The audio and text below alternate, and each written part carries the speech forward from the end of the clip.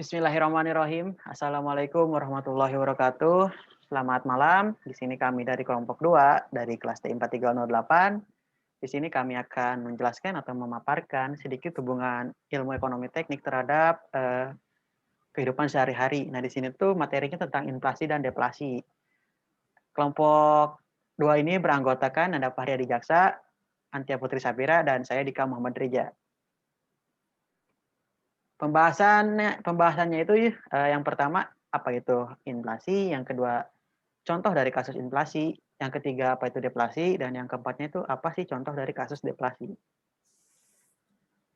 Masuk yang pertama yaitu pengertian dari inflasi. Nah, menurut BPS atau Badan Pusat Statistik, inflasi adalah kecenderungan naiknya harga barang dan jasa pada umumnya yang berlangsung secara terus-menerus. Jika harga barang dan jasa di dalam negeri meningkat, maka inflasi mengalami kenaikan. Nah, naiknya harga barang dan jasa tersebut menyebabkan turunnya mata uang atau nilai uang di suatu negara. Dengan kata lain, inflasi dapat juga diartikan sebagai penurunan nilai mata uang terhadap nilai barang dan jasa secara umumnya. Indikator dari inflasi ini yaitu IHK atau Indeks Harga Konsumen. Nah, menurut Bank Indonesia, IHK merupakan indikator yang digunakan untuk mengukur tingkat inflasi. Perubahan IHK dari waktu ke waktu itu menggambarkan tingkat kenaikan dari suatu inflasi ataupun tingkat penurunan dari suatu deflasi dari barang dan jasa. Jenis-jenis inflasi. Jenis-jenis inflasi ini itu kita bagi menjadi dua, berdasarkan tingkat keparahan dan juga berdasarkan dengan asalnya. Yang pertama, yang berdasarkan tingkat keparahannya, yang pertama ada inflasi ringan. Ini tuh ditandai dengan peningkatan laju inflasi yang rendah yang biasanya itu kurang dari 10% per tahunnya. Dan ciri dari inflasi ini itu kenaikan harga relatif lambat dan berlangsung dengan lambat. Inflasi sedang itu tuh sedikit lebih tinggi dibanding inflasi ringan, dan lajunya itu berkisar antara 10 hingga 30% per tahun, dan jenis inflasi ini itu ditandai dengan kenaikan harga yang cukup besar. Inflasi tinggi yaitu inflasi yang tergolong berat dan mencakup laju mulai dari 30 hingga 100% per tahunnya, dan pada tingkat ini harga kebutuhan masyarakat naik secara signifikan dan sulit untuk dikendalikan. Yang terakhir atau hiperinflasi, jenis inflasi ini tuh sangat dirasakan karena terjadi secara besar-besaran dan mencapai lebih dari 100% per tahun. Di Indonesia sendiri, kita pernah mengalami hiperinflasi, bahkan mencapai 600% di tahun 98, yang disebabkan karena terjadinya pencetakan uang secara besar-besaran demi menutup defisit anggaran pada waktu itu. Jenis inflasi yang berdasarkan asalnya, yang pertama itu yang ada di dalam negeri. Dalam negeri itu biasanya diawali dengan adanya defisit dalam APBN. Dan jika pemerintah memutuskan untuk biayai APBN dengan ngelakuin pencetakan uang baru, maka akan meningkatkan jumlah uang yang beredar. Dan meningkatnya jumlah uang yang beredar ini itu akan cenderung meningkatin harga-harga kebutuhan dan akhirnya timbul inflasi dalam negeri. Yang kedua yaitu luar negeri. Ini timbul karena naiknya harga-harga kebutuhan di luar negeri atau di negara-negara mitra dagang. Karena harga kebutuhan di luar negeri ini meningkat, otomatis harga barang-barang tersebut itu ketika dijual kembali di Indonesia itu akan menjadi tinggi. Next. Faktor-faktor terjadinya inflasi. Yang pertama itu permintaan. Faktor ini atau timbul dari hasil interaksi antara permintaan dan penawaran domestik dalam jangka panjang. Untuk tekanan inflasi dari sisi permintaan itu timbul jika permintaan agregat berbeda dengan penawaran agregat atau potensi output yang tersedia. Yang kedua ada inflasi penawaran. Faktor penawaran itu disebabkan adanya kenaikan biaya produksi atau biaya pengadaan barang dan jasa. Yang ketiga, inflasi ekspektasi. Faktor ini disebabkan oleh para pelaku ekonomi itu sendiri. Dan faktor ini itu juga sangat berperan pada pembentukan harga kebutuhan pokok dan jasa serta biaya upah para pekerja. Next.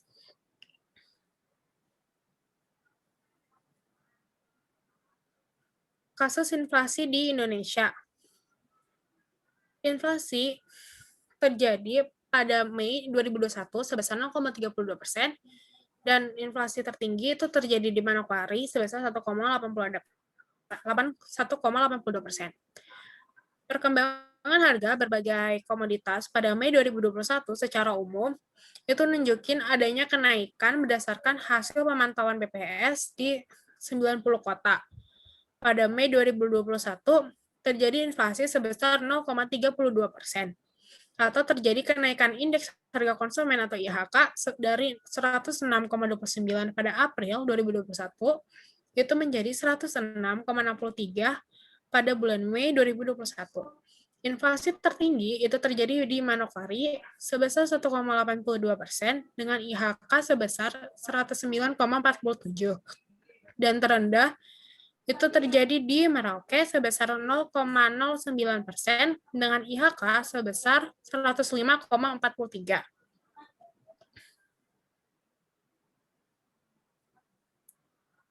Nah, inflasi ini disebabkan karena adanya kenaikan harga yang ditunjukkan oleh naiknya seluruh indeks kelompok pengeluaran, yaitu kelompok makanan, minuman, dan tembakau itu sebesar 0,38%, kelompok pakaian dan alas kaki sebesar 0,52%, kelompok perumahan, air, listrik, bahan bakar rumah tangga itu sebesar 0,03%, kelompok perlengkapan, peralatan, dan juga pemeliharaan rutin rumah tangga sebesar 0,27%, kelompok kesehatan sebesar 0,07%, kelompok transportasi sebesar 0,71%, kelompok informasi, komunikasi, dan jasa keuangan sebesar 0,01%, kelompok rekreasi, olahraga, dan juga budaya sebesar 0,12%, kelompok pendidikan sebesar 0,01%, kelompok penyediaan makanan dan minuman atau restoran sebesar 0,44%, dan kelompok perawatan pribadi dan jasa lainnya sebesar 0,59%. Nah, dapat disimpulkan juga inflasi ini tuh yang terjadi pada bulan Mei 2021 tuh dikatakan masih aman, karena termasuk inflasi ringan karena di bawah 10%. Oke, baik. Deflasi. Nah, deflasi sendiri itu adalah keadaan yang menunjukkan adanya daya beli uang yang meningkat dalam masa tertentu dikarenakan jumlah uang yang beredar relatif lebih kecil daripada jumlah barang dan jasa yang tersedia. Atau dapat kita katakan bahwa dalam waktu yang sama, produsen memproduksi suatu barang yang banyak, namun tidak ada pembeli yang ingin membelinya. Next. Nah, jenis-jenis deflasi sendiri itu ada dua. Yang pertama strategis. Nah, strategis itu timbul karena adanya penetapan kebijakan mengenai pengendalian gejala konsumsi yang berlebihan di masyarakat. Jenis yang kedua ialah jenis sirkulasi. Sirkulasi sendiri itu muncul dikarenakan adanya konsumsi dan daya produksi dalam suatu negara tidak lagi menunjukkan adanya keseimbangan. Keseimbangan yang dimaksud itu adalah banyaknya produk yang diproduksi namun sedikitnya produk yang terjual. Next. Nah, penyebab dari deflasi sendiri itu ada dua. Yang pertama adalah banyaknya suatu produk yang sama yang diproduksi dalam jangka waktu yang sama. Yang kedua adalah perubahan perilaku masyarakat dalam mengkonsumsi barang yang berkurang. Nah, perilaku masyarakat tersebut itu biasanya disebabkan oleh beberapa faktor yang mengharuskan masyarakat tersebut menyimpan uangnya daripada membelanjakan uangnya di pasar. Next.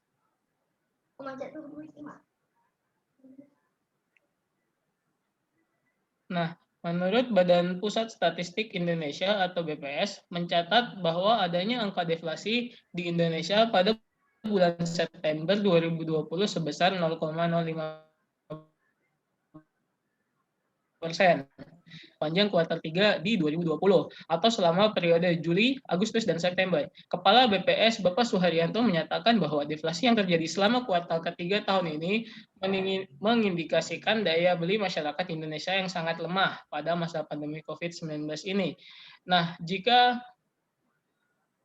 dalam 3 bulan berturut-turut masyarakat tetap enggan untuk membelanjakan barangnya, maka akan terjadi PHK yang besar-besaran yang disebabkan oleh perusahaan produksi mengalami kerugian.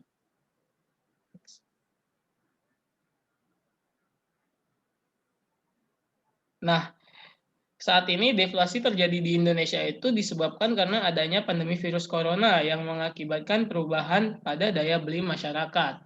Selain daripada itu, didukungnya juga kebijakan pemerintah work from home dan study from home itu membuat masyarakat lebih memilih di rumah dan menyimpan uangnya daripada pergi ke pasar untuk membelanjakannya. COVID-19 saat ini juga telah melanda Indonesia, bahkan dunia. Hal ini sudah tentu menjadi permasalahan yang amat besar bagi dunia, terutama Indonesia. Dikarenakan ketika adanya pandemi ini, kita mulai banyak melihat permasalahan-permasalahan baru mulai bermunculan. Banyak sekali kesusahan yang ditimbulkan oleh pandemi ini, seperti permasalahan ekonomi. Permasalahan ekonomi yang saat ini kita lihat adalah adanya penurunan perekonomian yang disebabkan oleh harga jual yang melonjak tinggi di saat krisis atau pandemi melanda. Hal ini dapat menyebabkan daya beli masyarakat itu menurun, serta berubahnya jumlah peredaran uang yang ada di masyarakat yang kurang dapat menimbulkan deflasi. Maka dari itu, saat pandemi ini, pemerintah memberikan suntikan dana kepada masyarakat setiap bulannya guna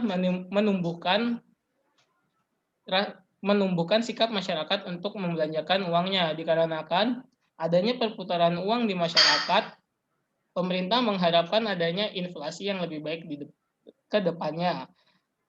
Jika perputaran uang tersebut terjadi, maka perusahaan produksi akan selalu memproduksi barangnya dan barang yang diproduksi akan terjual sehingga produsen tidak mengalami kerugian atau melakukan pemecatan karyawannya. Next. Oke, di sini tuh contoh dari kasus deflasi yang kedua. Nah, beritanya itu diskon pajak pertambahan nilai barang mewah sebesar 100%, mobil akan diperpanjang sampai Agustus. Nah, untuk diskon PPNBM DTP yang 50% itu juga diperpanjang hingga Desember 2021. Nah, beritanya itu kami ambil dari CNN Indonesia. Nah, yang isinya pemerintah memperpanjang diskon sebesar 100%, pajak penjualan tas barang mewah atau PPNBM untuk pembelian mobil hingga Agustus 2021. Sebelumnya, kebijakan ini tuh hanya berlaku sampai akhir Mei 2021. Sejak 1 Maret 2021, pemerintah menerapkan kebijakan PPNBM DTP terhadap pembelian mobil baru. Program ini dimulai untuk mobil penumpang yang berkapasitas 1.500 cc dengan kandungan lokal tertentu atau CKD atau dirakit di Indonesia. Skemanya, per 3 bulan diberlakukan perubahan potongan pajak, yakni Maret sampai Mei, diskon sebesar 100%, Juli sampai Agustus diskon 50%, dan Oktober sampai Desember 25%. Melihat respon dan efek positif ke kinerja penjualan mobil, pemerintah memutuskan untuk melakukan perpanjangan fasilitas PPNBM DTP sebesar 100% untuk penjualan mobil 4x2 yang di bawah kapasitas 1.500 cc hingga Agustus 2021. Selanjutnya periode untuk diskon PPNBM DTP 50% juga diperpanjang menjadi Desember 2021. Nah, yang 50% itu dikhususkan untuk mobil yang 2.500 cc. Nah, penyebab dari diberlakukannya kebijakan ini oleh pemerintah Indonesia, terutama oleh Kementerian Perindustrian dan Keuangan, yaitu kendala dari produsen mobil dengan kelangkaan pasokan semikonduktor yang biasanya digunakan untuk ECU mobil, alat mitigasi mobil. Nah, pada awal Januari, para APM atau penjual mobil sudah mengumumkan kenaikan harga pada total 23 mobil. Nah, besar kenaikannya itu seperti contoh produk dari Toyota dan Daihatsu mulai menaikkan 8 juta. Nah, hal ini tuh disebabkan oleh kelangkaan pasokan dari semikonduktor tadi. Nah, hal ini menyebabkan penurunan daya beli konsumen. Nah, dikarenakan harga mobil itu naik jadi 8 juta tuh. Dampak dari diskon PPNBM ini tuh yaitu kenaikan daya beli konsumen dari rentang waktu akhir Januari hingga April, merujuk data Gaikindo, penjualan mobil baru secara retail pada Januari sampai April sebanyak 257.953 unit, naik sebesar 5,9% dibanding periode yang sama pada tahun lalu. Sementara penjualan bulanan disebut 80.000 unit per bulan. Nah, bisa dikatakan di sini pemerintah itu berhasil dengan kebijakannya, yaitu memberlakukan diskon sebesar 100% untuk penjualan mobil. Di sini tuh terjadi kenaikan pembelian mobil. Nah, di sini tuh berarti konsumen mulai tertarik lagi dengan harga mobil yang setelah PPNBM diberlakukan, yaitu penurunan kisaran antara 10 sampai 8 juta. Nah, di sini juga berarti menurut teori tadi, deflasi ini tuh termasuk ke deflasi yang strategis karena pemerintah memperlakukan strategis PPNBM. Nah, di sini tuh kesimpulan dari kasus tadi, yaitu inflasi dan deflasi. Inflasi dengan skala kecil dapat memberikan dampak yang baik terhadap beberapa sektor industri. Salah satunya bagi pelaku industri rumahan. Nah, para pelaku industri rumahan atau yang biasa disebut UMKM mikro mendapatkan untung besar karena inflasi yang terjadi. Sebab mereka bisa mendapatkan untung lebih besar dari biasanya karena harganya pasti akan naik. Hal tersebut bisa dengan alasan kenapa naik ya, karena harga dari bahan bakunya naik. Akan tetapi apabila inflasi besar terjadi seperti tahun 1998, pelaku usaha dapat dipastikan akan terkena imbas atau rugi yang cukup besar.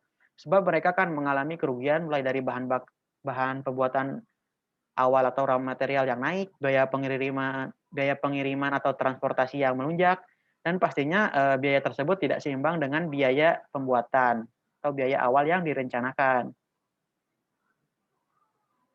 Nah, dibandingkan dengan inflasi yang masih memberikan keuntungan para pelaku usaha atau industri, deflasi itu malah sebaliknya.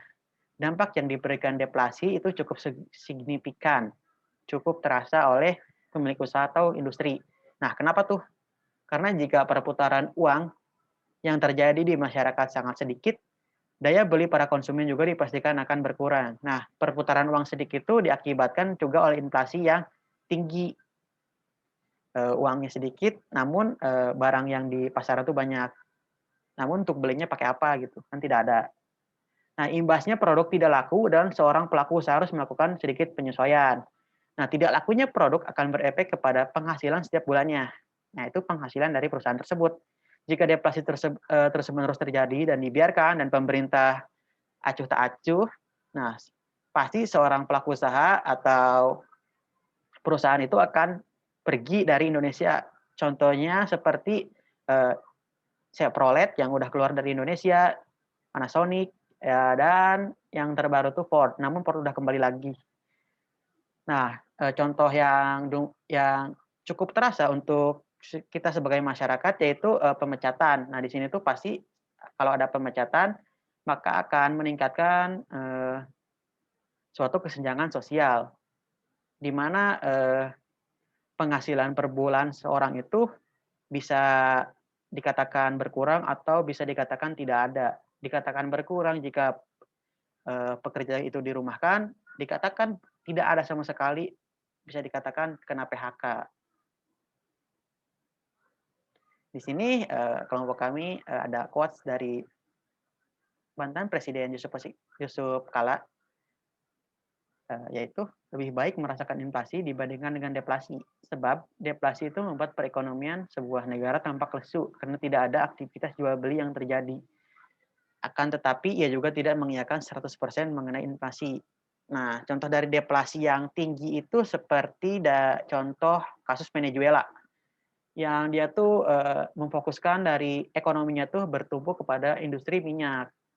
Nah, kan kemarin tuh COVID ya atau pandemi, industri minyak tuh kena imbas atau turun harga minyak tuh atau emas hitam tuh. Maka Venezuela tuh mengalami deflasi yang cukup tinggi.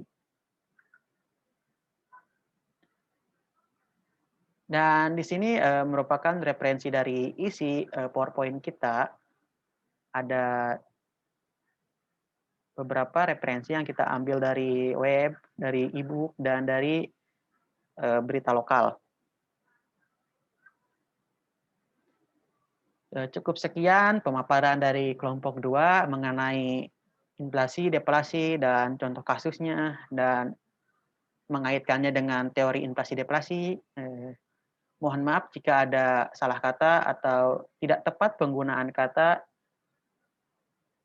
Assalamualaikum warahmatullahi wabarakatuh. Selamat malam.